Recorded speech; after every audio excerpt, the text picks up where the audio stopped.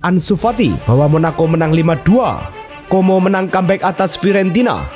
Arsenal versus City seri, Arteta pawangnya Guardiola. Ferran Torres beres, Barcelona pepet Madrid.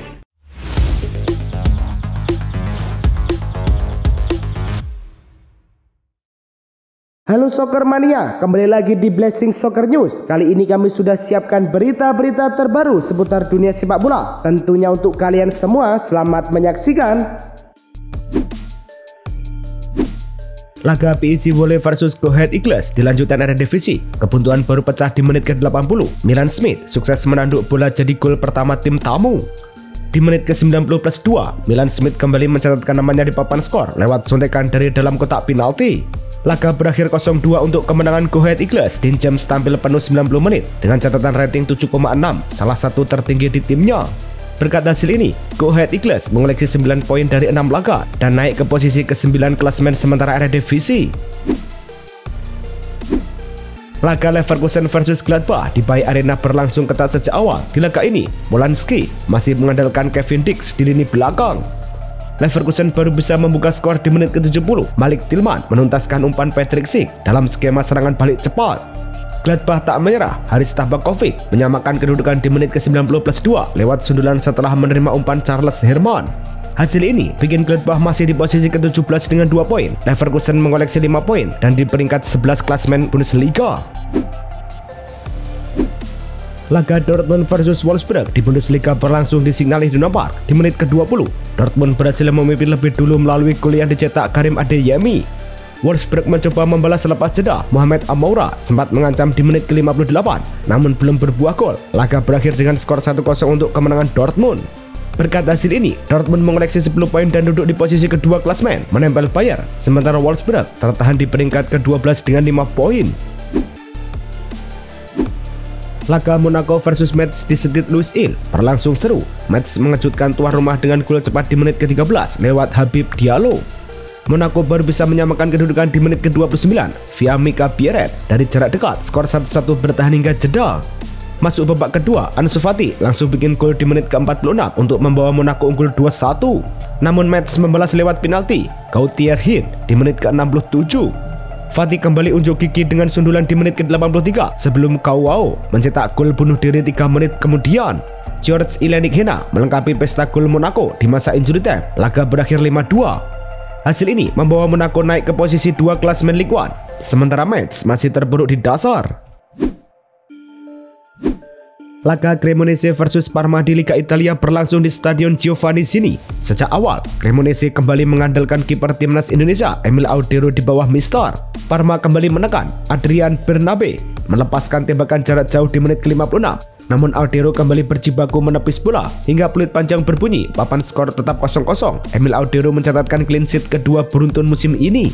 Tambahan 1 poin membuat Cremonese belum terkalahkan hingga pekan keempat Liga Italia dan kini duduk di peringkat ke-6 dengan 8 poin. Laga Torino versus Atalanta di Stadio Olimpico Turin berlangsung penuh drama. Menit ke-24, Lazar Saminčić memberi umpan matang yang diselesaikan Nikola Kristovic jadi gol. Menit ke-32, giliran Kamaldeen Sulemana mencetak gol setelah bola muntah Samardzic disodorkan Davide Zappacosta. Torino makin goyah. Menit ke-40, Sulemana menyisir dari kiri dan mengirim umpan datar yang dituntaskan Kristovic jadi brace. Berkat hasil ini, Ladia pulang dengan 3 poin di posisi ke-5, sementara Torino makin terpuruk di peringkat ke-12. Derby della Capitale antara Lazio versus Roma di Serie A digelar di Stadion Olimpico. Justru Roma yang sukses membuka skor di menit ke-37 melalui Lorenzo Pellegrini.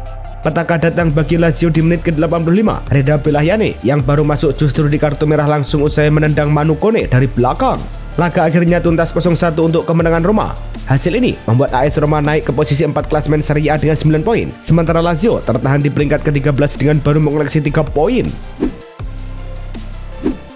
AS Roma akhirnya mencatat kemenangan tandang di Derby della Capitale untuk pertama kalinya sejak 2016. Pada laga Serie A terbaru, pasukan Giallorossi menaklukkan Lazio 1-0 dan menghapus catatan 4 imbang serta 4 kekalahan dalam 8 kunjungan terakhir.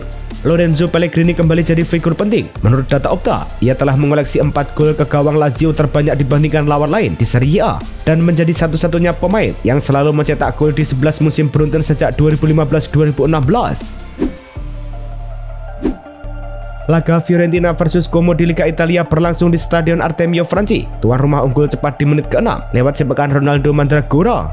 Como baru bisa membalas di babak kedua, menit ke-65. Sundulan Mark Oliver Kemp menyambut bola mati Nico Paz membuat skor imbang 1-1. Drama terjadi di menit ke-90+4. Umpan terobosan Nico Paz berhasil dituntaskan Jayden Adai dengan tembakan ke tiang dekat. Como naik ke posisi ke-7 klasemen sementara dengan 7 poin, sementara Fiorentina tertahan di peringkat ke-17 dengan 2 poin. Laga Inter Milan versus Sassuolo di Serie A berlangsung di Stadion Giuseppe Meazza. Inter membuka keunggulan cepat di menit ke-13 lewat sepakan Federico Di Marco. Gol kedua Inter datang di menit ke-80, tembakan Carlos Augusto membentur Tarik Muhamerovic dan berakhir gol bunuh diri. Sassuolo sempat memperkecil kedudukan di menit ke-83 melalui Walid Khedira yang baru masuk sebagai pemain pengganti. Berkat kemenangan ini, Inter naik ke posisi ke-10 klasemen sementara dengan 6 poin, sementara Sassuolo yang diperkuat Jay Edges tertahan di peringkat ke-14. Laga Sunderland versus Aston Villa di Liga Inggris berlangsung di Stadium of Light. Petaka menimpa tuan rumah di menit ke-34 ketika Reinildo Mandava diganjar kartu merah. Villa sempat unggul lebih dulu di menit ke-58. Tembakan jarak jauh Matikes membuat bola bersarang ke gawang Sunderland. Namun keunggulan itu hanya bertahan 9 menit. Granit Xhaka mengirim umpan yang diselesaikan dengan dingin oleh Isidore. Berkat hasil ini, Sunderland mengoleksi 8 poin dan duduk di posisi ke-7 klasemen. Sementara Aston Villa tertahan di peringkat ke-18 dengan 3 poin. Laga Bournemouth versus Newcastle di Premier League berlangsung di Stadion Vitality. Peluang emas sempat muncul saat Nick Welteman ditarik jersey-nya di kotak penalti, tapi wasit tidak memberi hadiah penalti. Bournemouth juga hampir menang lewat tendangan bebas Justin Kluivert di injury time, tapi Nick Pope tampil gemilang menepis bola. The Magpies tertahan di posisi ke-13 dengan 6 poin. Sebaliknya, Bournemouth mengantongi 10 poin dan langsung melesat ke zona Liga Champions.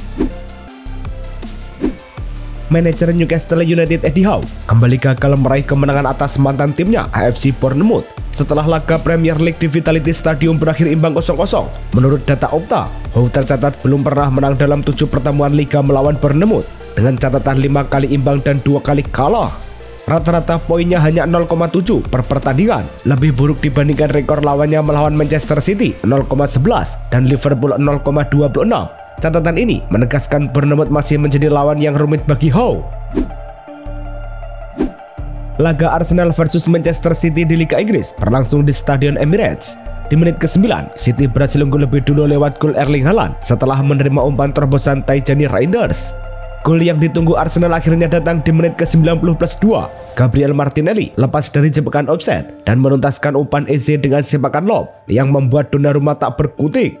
Hasil ini membuat Arsenal mengoleksi 10 poin dan duduk di posisi kedua klasemen, sementara City ada di peringkat ke-9 dengan 7 poin. Manchester City gagal menang dan didominasi betul oleh tuan rumah Arsenal, hasil yang melanjutkan catatan impresif Arteta, yakni tidak terkalahkan di 6 duel terakhir dengan Guardiola di seluruh ajang, rinciannya 3 menang dan 3 imbang. Khususnya di Liga Inggris, Arteta tak terkalahkan dengan Guardiola di 5 partai terakhirnya. Arteta jadi manajer pertama yang melakukannya sepanjang karir Guardiola di Liga. Padahal, dari 16 pertemuan sebelumnya, Arteta cuma sekali mengalahkan Guardiola dan sisanya tumbang. Bahkan Guardiola mencatatkan penguasaan bola terendah selama karirnya di kompetisi kasta teratas, yakni 32,8%. Erling Haaland kembali mencatatkan namanya dalam sejarah Premier League. Striker Manchester City itu kini menyamai rekor legenda Manchester United Ole Gunnar Solskjaer dengan torehan 91 gol terbanyak bagi pemain asal Norwegia di kompetisi tersebut. Menurut laporan Squawka, Haaland hanya butuh 1 gol lagi untuk menjadi pemegang rekor tunggal. Selain itu, ia juga menunjukkan ketajamannya di London dengan 20 gol dari 21 laga, termasuk hat-trick ke gawang Arsenal, Chelsea, dan Tottenham. Catatan luar biasa untuk pemain berusia 25 tahun ini. Laga Mallorca versus Atletico Madrid di Liga Spanyol berlangsung di Stadio Son Moix. Situasi makin sulit buat Atletico setelah Alexander Sørloth di kartu merah di menit ke-72. Meski bermain dengan 10 orang, Atletico sempat unggul lebih dulu di menit ke-79. Bola muntah langsung disambar Conor Gallagher jadi gol. Namun, keunggulan itu tak bertahan lama. 6 menit berselang, Vedat Muriqi membawa Mallorca menyamakan kedudukan. Laga pun tuntas dengan skor 1-1. Atletico sekarang duduk di peringkat ke-12 klasemen dengan 6 poin dari 5 laga. Sementara Mallorca masih di zona merah dengan 2 poin. Laga Barcelona versus Getafe di La Liga berlangsung di Estadi Johan Cruyff. Barcelona unggul lebih dulu di menit ke-15 lewat gol Ferran Torres. Torres kembali mencatatkan namanya di papan skor pada menit ke-34. Kali ini ia menuntaskan umpan Rapinya. Di menit ke-62, Rashford mengirim umpan tarik yang dituntaskan Dani Olmo untuk gol ketiga Barcelona. Dengan hasil ini, Barcelona mengoleksi 13 poin dari 5 laga dan berada di posisi kedua. Getafe sendiri tertahan di peringkat ke-8 dengan 9 poin. Rapinya resmi mencatat 150 pertandingan bersama Barcelona di semua kompetisi sejak datang ke Camp Nou pada musim panas 2022. Winger Brasil ini sudah mengoleksi 57 gol dan 47 assist dari 150 laga. Catatan ini menempatkannya di bawah Mohamed Salah 54 dan Kevin De Bruyne 53 sebagai pemberi assist terbanyak di Eropa sejak musim 2022-2023. Khusus tahun 2025, Rapinya juga sudah mencetak 16 assist dalam 36 pertandingan, hanya kalah dari Bradley Barcola 19 di 5 liga top Eropa. Ferran Torres terus menunjukkan ketajamannya bersama Barcelona asuhan Hans-Dieter Flick. Penyerang asal Spanyol itu sudah mengoleksi 22 gol dari 51 pertandingan di semua ajang. Catatan tersebut menjadikannya salah satu periode terbaik dalam karirnya. Hanya kalah produktif saat dilatih Xavi Hernandez dengan 25 gol dari 113 laga. Menurut data resmi yang dicatat Opta, jumlah itu juga melampaui torehan Torres di bawah Josep Guardiola, 16 gol dalam 43 laga. Dengan performa konsisten, Torres berpotensi jadi tumpuan utama lini serang Barcelona musim ini. Marcus Rashford harus rela memulai laga Barcelona melawan Getafe dari bangku cadangan. Menurut laporan Tribuna, keputusan itu diambil pelatihan Flick setelah sang penyerang asal Inggris datang terlambat ke pertemuan tim di pagi hari.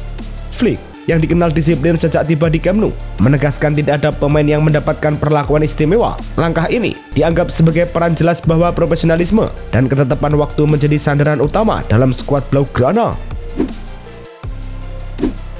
Sergio Busquets dikabarkan segera mengakhiri karir profesionalnya pada akhir November 2025. Gelandang berusia 37 tahun itu akan gantung sepatu setelah menuntaskan musim bersama Inter Miami CF, klub yang ia perkuat sejak Juli 2023 bersama Lionel Messi dan Jordi Alba. Menurut laporan jurnalis Spanyol Nacho Garcia di X, keputusan Busquets hanya tinggal menunggu waktu. Kontrak ex-kapten Barcelona itu berakhir pada penghujung musim MLS 2025 dengan catatan 143 caps bersama Spanyol dan 32 trofi di Barca. Busquets menutup perjalanan emasnya. Pertandingan besar Ligue 1 antara Paris Saint-Germain dan Olympique Marseille resmi ditunda karena kondisi cuaca ekstrem di wilayah Marseille. Menurut pernyataan resmi Ligue de Football Profesional (LFP) di situs resminya, duel bertajuk Le Classique yang awalnya dijadwalkan berlangsung pada Minggu malam harus dipindahkan demi keamanan. Keputusan ini diambil oleh Prefect Bouques Duron setelah perkiraan cuaca menunjukkan potensi gangguan serius. LFI memastikan laga PSG kontra Marseille akan dimainkan ulang pada Senin 22 September. Paris Saint-Germain mengonfirmasi hanya akan mengirim 40 perwakilan ke seremoni Ballon d'Or di Théâtre du Châtelet. Jumlah itu lebih sedikit dari rencana awal karena laga Ligue 1 kontra Olympique Marseille yang semula ditunda kini berbenturan dengan acara penghargaan. Menurut laporan LQP, Ousmane Dembélé tetap masuk daftar delegasi bersama keluarga dan rekan dekatnya. Meski menghadapi tekanan antara pertandingan dan seremoni, ia disebut tetap tenang lantaran voting pemenang Ballon d'Or sudah ditutup beberapa pekan lalu. Spekulasi masa depan Harry Kane kembali mencuat setelah sang striker kerap dikaitkan dengan Barcelona dan sejumlah klub Premier League. Namun, arah berbeda justru datang dari Bayern Munchen. Menurut laporan Ekrem Konur, Die Roten berencana memperpanjang kontrak Kane hingga 2028, melewati kesepakatan awal yang berakhir 2027. Langkah ini diyakini bisa mencegah Kane pergi lewat klausul rilis 65 juta euro pada 2026.